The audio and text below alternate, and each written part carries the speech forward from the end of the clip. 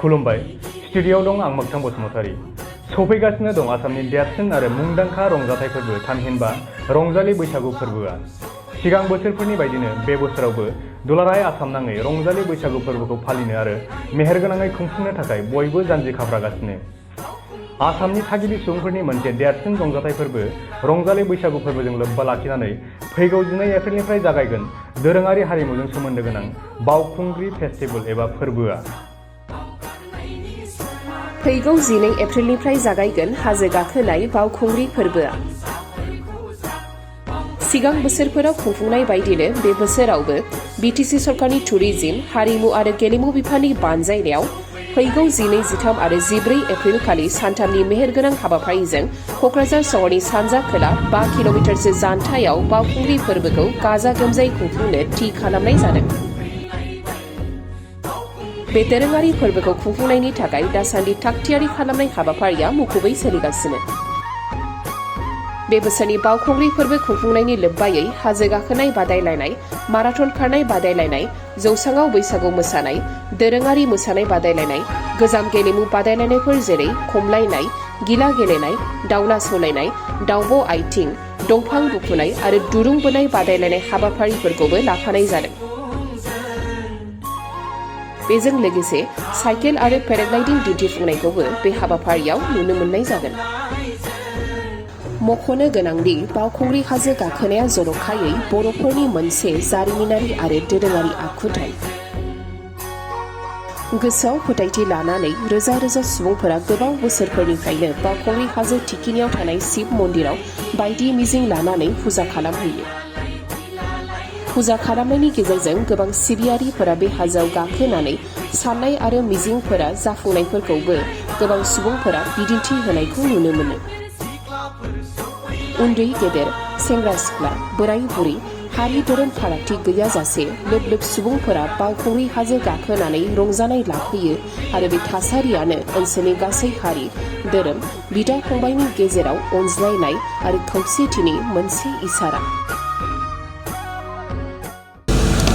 9th বাউকুংগ্ৰি festival বাউকুংগ্ৰি উৎসৱ আমি এইবেলি পালন কৰিবলৈ লৈছোঁ এপ্ৰিল মাহৰ 12, 13 and 14 12, 13 আৰু 14 এপ্ৰিল তাৰিখে 12 তাৰিখে আৰম্ভ হৈ 14 তাৰিখে সংক্ৰান্তি বা গৰু বিহুৰ দিনাখন মানে কমপ্লিট হ'ব।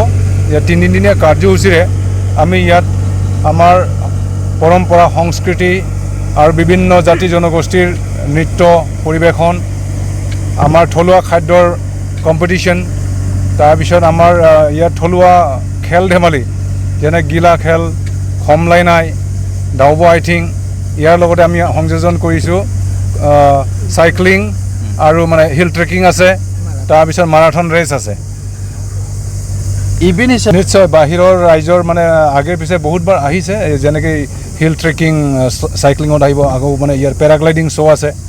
পেৰাগ্লাইডিং শ্ব' মানে 12 তাৰিখে পেৰাগ্লাইডিং শ্ব'টো মানে বিভিন্ন বাহিৰৰ বিভিন্ন শিল্পীসকলে বিভিন্ন খেলুৱৈসকলে ইয়াত অংশগ্ৰহণ কৰে। প্ৰস্তুতি এদিন মাত্ৰ আছে। এতিয়া আপোনালোকে দেখিবলৈ পাইছে যে ফুল চুইং চলি আছে। মানে মাজতে বহুত বৰষুণত মানে অকণমান বাধাগ্ৰস্ত হ'ল, তথাপিও মানে ৰাস্তা ইমান স্মুথলি কৰা হ'ল, প্লাছ মানে গোটেই পেণ্ডেল ষ্টল ইয়াত বনাই থকা আপোনালোকে দেখিবলৈ পাইছে যে এই দুদিনত মানে কমপ্লিট মানে হেৰিটো যিখিনি প্ৰিপাৰেশ্যনছ বা ষ্টলছ মানে কৰা হৈছে ইয়াত পেণ্ডেল বা অন্যান্য মানে গ্ৰীণ ৰুম বা মানে বিভিন্ন ফুড কোৰ্ট মানে ষ্টলছ বনোৱা হৈছে আৰু আমাৰ ইণ্ডিজিনাছ মানে থলুৱা ট্ৰেডিশ্যনেল মানে ফুড কুকিং কম্পিটিশ্যন আছে, সেইটোৰ মানে ষ্টল আমি পিছফালে ৰাখিছোঁ, সেইটো অলমষ্ট মানে কমপ্লিট হৈছে। গোটেইখিনি মানে আমাৰ ইয়াত ভিজিটৰ্ছ আহিব, যিখিনি মানে আমাৰ গোটেই মানে ৰাইজ আহিব ইয়াত কমপ্লিট এটা এণ্টাৰটেইনমেণ্ট বা যিখিনি মানে উপভোগ কৰিব পাৰে মানে গোটেইখিনি পাব বুলি আমি আশা কৰিছোঁ। নিশ্চয় মানে পৰম্পৰাগতভাৱে এতিয়াতো আমি মানে ফৰ্মেলি ইয়াত মানে মঞ্চ চঞ্চ কৰি পেলাই যিটো পালন কৰিবলৈ তাৰ আগৰ পৰাই আদিম যুগৰ পৰাই মানে এনেধৰণৰ মানে পাহাৰ পৰ্বত আৰোহণ আৰু মানে খেল ধেমালি বা আমাৰ থলুৱা যিটো মানে কলাকৃষ্টি ইয়াত মানে আগৰ পৰাই চলি আহিছে। কিন্তু এই বাউখুংগ্ৰি মানে পাহাৰৰ এটা নিৰ্দিষ্ট মানে বৈশিষ্ট্য ইয়াত মানে এটা কিংবদন্তি বা এটা লিজেণ্ড বা হিষ্ট্ৰিকেল এটা ইম্পৰ্টেঞ্চ আছে। সেইকাৰণে এই অঞ্চলত মানে আহি যিটো প্ৰকৃতিৰ মানে যিটো মোহময়ী মানে প্ৰকৃতিৰ ৰূপ এইটো আহি ইয়াত মানে মনটো শান্তি লাগে, ভাল লাগে। আৰু এই মানে বাউখুংগ্ৰি মানে পাহাৰৰ লগত জড়িত এই মানে যিটো পৰ্ব এই পৰ্বত মানে সকলোৱে আহি মানে ইয়াত সকলোৱে উপভোগ কৰিব পাৰিব। ধন্যবাদ ছাৰ। Thank you. এয়া এই বছৰ 2022 9th বাওখুংগ্ৰী ফেষ্টিভেল আৰু ইয়াৰ মেইন অৰ্গেনাইজিং দায়িত্বটো টুৰিজিমৰ আৰু টুৰিজিমে sports and youth welfare and cultural এই দুটা ডিপাৰ্টমেণ্টক লৈ পেলাই কৰিব। লগতে অন্যান্য সকলোবোৰ ডিপাৰ্টমেণ্ট ইয়াৰ লগত জড়িত হৈ আছে, যিহেতু এইটো আমাৰ বড়োসকলৰ এটা মানে অতি যুগমীয়া বহুত পুৰণিকলীয়া এটা ফেষ্টিভেল। ইয়াত বাওখুংগ্ৰী পাহাৰৰ লগত সংগতি ৰাখি ফেষ্টিভেলটো কৰা হৈছে। বাওখুংগ্ৰী পাহাৰত বগোৱাৰ এটা মানে বৈশিষ্ট্য আছে। পুৰণি কালৰ পৰাই এই পাহাৰখনত এটা বিশ্বাস লোক সমাজত যে তাত বগালে ওপৰত শিৱ মন্দিৰ এখন আছে, তাত গৈ সেৱা কৰিলে বছৰটোৰ বাবে মানে মানুহৰ মানে বেমাৰ আজাৰৰ পৰা উদ্ধাৰ হয়, অশান্তিৰ পৰা উদ্ধাৰ হয় বুলি এটা বিলিফ আছে। আৰু সেইটো কাৰণে পুৰণি যুগৰ পৰাই আমাৰ এই বাওখুংগ্ৰী পাহাৰখনত সংক্ৰান্তিৰ দিনাখন দলে দলে মানুহ মানে অকল আমাৰ বড়োসকলেই নহয়, বড়োসকলৰ লগালগি দেখা দেখি আঞ্চলিক যিসকল জাতি জনগোষ্ঠীৰ লোক আছে তেওঁলোকে সকলোৱে পাহাৰ বগাই মন্দিৰখনত পূজা এভাগ আগবঢ়ায় আৰু তাৰপিছত তেওঁলোকে মনৰ শান্তিৰে উভতি আহে। আৰু সেই উৎসৱটোৰ লগতে মানে সামঞ্জস্য ৰাখি পেলাই আমাৰ বাওখুংগ্ৰী উৎসৱ পালন কৰা হৈছে। আজি যোৱা 8টা বছৰে ইমান বৰ ধুনীয়াকৈ হৈছে আৰু প্ৰতি বছৰে ইম্প্ৰুভমেণ্ট অলপ ইভেণ্টতো অলপ ইম্প্ৰুভমেণ্ট, ক্ৰীড়াৰ ক্ষেত্ৰত ইম্প্ৰুভমেণ্ট, কালচাৰেলৰ ক্ষেত্ৰত ইম্প্ৰুভমেণ্ট। ইয়াতে বিশেষকৈ থলুৱা খাদ্য, থলুৱা খেল ধেমালি, থলুৱা কৃষ্টি সংস্কৃতি এইবোৰকে প্ৰাধান্য দিয়া হ'ব। গতিকে এইবাৰ আমি আশা কৰিছোঁ আগতকৈ আৰু বেছি ভাল লগা হ'ব। थैंक यू বাইদেউ। देग्लायनि 2022 मायथाइनि जे गुथि बावखुंग्रि फोरबो बेयो फैगौ 12, 13 आरो 14 एप्रिल खालि खुंजागोन आरो देग्लायनि बे बावखुंग्रि फोरबोखौ बिटिआर सरकारनि टुरिज्म डिपार्टमेन्टनि बानजायनायजों दिनै सानथामनि हाबाफारि लानानै गोबां आयदाफारि लानानै देग्लाय बे फोरबोखौ खुंफुंनो थाम-थिम खालामनाय जादों। बे हिसाबै जे बावखुंग्रिया मोनसे हाजो गाखोनाय परम्परा फोरबो हिसाबै बेहाय जोङो हाजो गाखोनाय बादायलायनाय जोङो बेयाव लादों।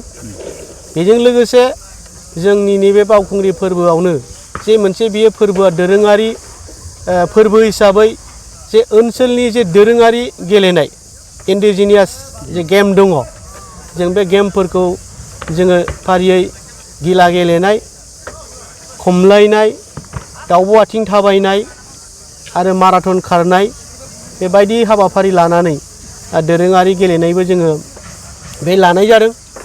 बेजों लोगोसे बे मोनसे दोरोङारि फोरबो हिसाबै जोंनि जे दोरोङारि जे संनाय खावनाय जानाय लोंनाय जेरै अनला दाउ, सबाय साम', गोखा गोखै बायदि आइटेमनि बेयाव दोरोङारि संनाय खावनायनि जे बादायलायनायबो जों देग्लाय खालामनो हाबाफारि लानाय जादों। बेजों लोगोसे मोनसे बावखुंग्रि फोरबोआ मोनसे हारिमुजों सोमोन्दो गोनां फोरबो बायदियै बेखायनो जोङो दोरोङारि जे मोसानाय दामनाय देनाय बेबो जोङो कम्पिटिसन बा बादायलायनाय जों हाबाफारि लानाय जादों। बे हिसाबै जोङो गोबां आयदाखौ जोङो देग्लाय बादायलायनाय बा कम्पिटिसन हिसाबै जोङो लानाय जादों आरो बे खुंफुंनो थाखाय जोङो दासिमाव खोन्दो खामानिया आवगायबाय होननानै जोङो बुंनो हागोन। मानोना गोबां खामानि मावनाया जोङो नुगासिनो दङ आरो जोङो थाबैनो 12 तारिखआव सिमाव जोङो कमप्लिट खालामनानै देग्लायनि जे 12, 13 आरो 14 सानथामनि जे बावखुंग्रि फोरबो बे फोरबोखौ देग्लाय साबसिनै हामसिनै जोङो कालारफुल खालामगोन होननानै जोङो सानदों आरो बेबायदियैनो जों आसा खालामदों इसोरा जोंखौ जुदि हेफाजाब होयोब्ला आरो जों आर'ज खालामदों बेखायनो बे फोरबोआ जाहाथे इसोरनि अननायाव अबंगसाइनि अननायाव बे सानथामनि हाबाफारिया जै जैमयै गाहामै गाहाम खुंफुंजायो जों बेखौ इसोरनि खाथियावबो आर'ज गाबदों।